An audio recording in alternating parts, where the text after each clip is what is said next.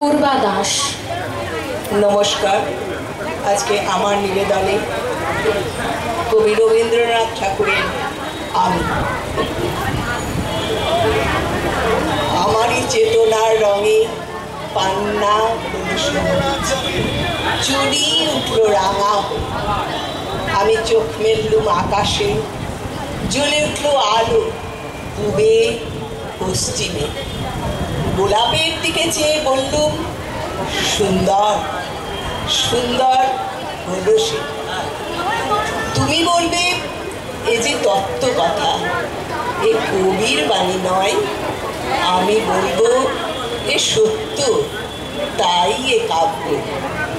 এ আমার অহংকার, অহংকার সমস্ত মানুষের হয়ে। মানুষের অহংকার পথে বিশ্বকর্মার বিশ্বশিল্প।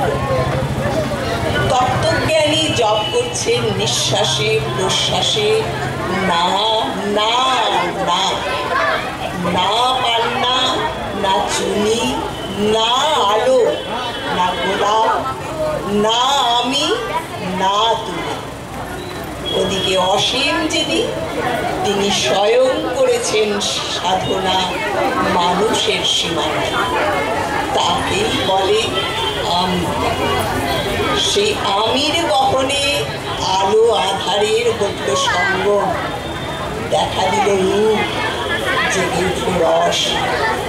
না কখন ফুটে উঠে হলো ভাব, মায়ার মন্ত্রে, রেখায়, রঙে, সুখে দুঃখে।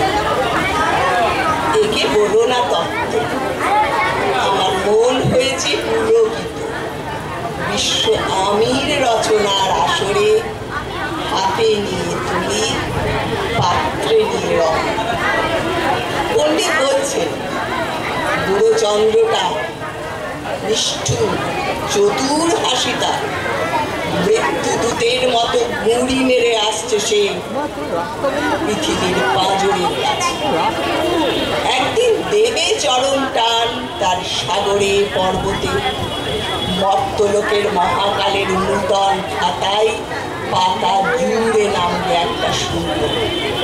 গিলে ফেলবে দিন রাতের জমা খরচ, মানুষের কীর্তি হারাবে অমরতার ভান।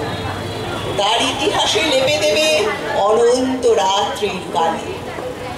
মানুষের যাবার দিনের চোখ বিশ্ব থেকে নিকিয়ে নেবে রং, মানুষের যাবার দিনের মন ছানিয়ে নেবে রস।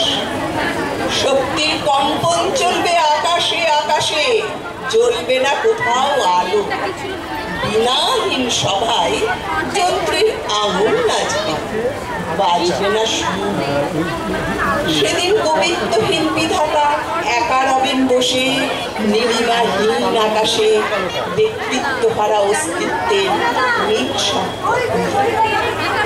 তখন বিরাট বিশ্বভুবন, দূরে দূরান্তে অনন্ত অসংখ্য লোকে লোকান্তরে এই বাণী ধ্বনিত হবে না কোনোখানে।